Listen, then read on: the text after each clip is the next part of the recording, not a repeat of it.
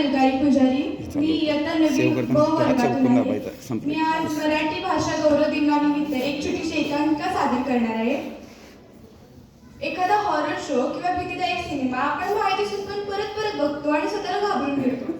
तसंच आज मी साडी घ्यायला बाजारात जातेच असं आई म्हटली की मग मी पण मस्तपैकी तयार होऊन बसते.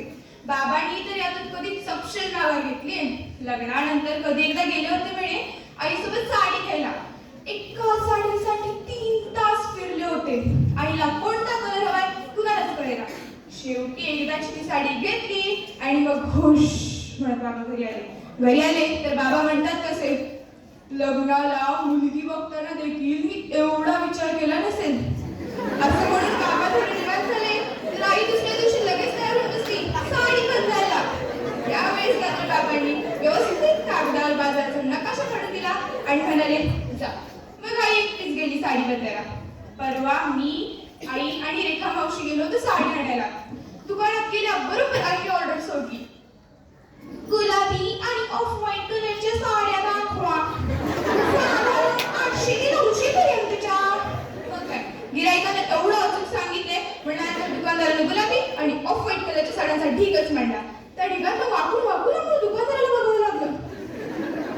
पूर्वीच्या काळी बघा टाक असायचं, त्या लाकडी पेनात मीठ असायचं, ते मीठ शाईत बुडवून लिहायचं असतं.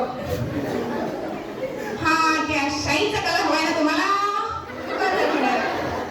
छे हो, त्यातल्या गुलाबी टाकाचा कलर दाखवा.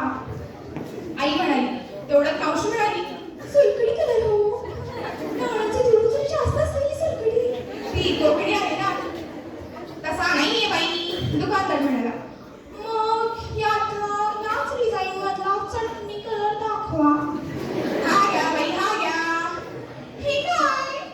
चटणीतली मिरची तेलात परतलेली हवी. असा नाहीये बाई. चल ग मग इथनं. आईला उठावंसं वाटलं ना की त्या सगळं तरी विचित्र कलर ना चटणी कलर म्हणे. मग आम्ही दुसऱ्या दुकानात जातो. दुकानाच्या पायऱ्या चढताना या म्हणणार त्या बिचार दुकानदाराची तर मला दयाच येते. अशी 7-8 दुकानं मोडीच निघतात. पण आईला काही साडी पसंत पडत नाही. आमच्या बरोबर आलेली मावशी पण फुकटच्या साड्या बघून बघून कंटाळते. एकदा आमच्या बरोबर आलेली मावशी पुन्हा काही येत नाही. ए बंधू, ही दुसरी मावशी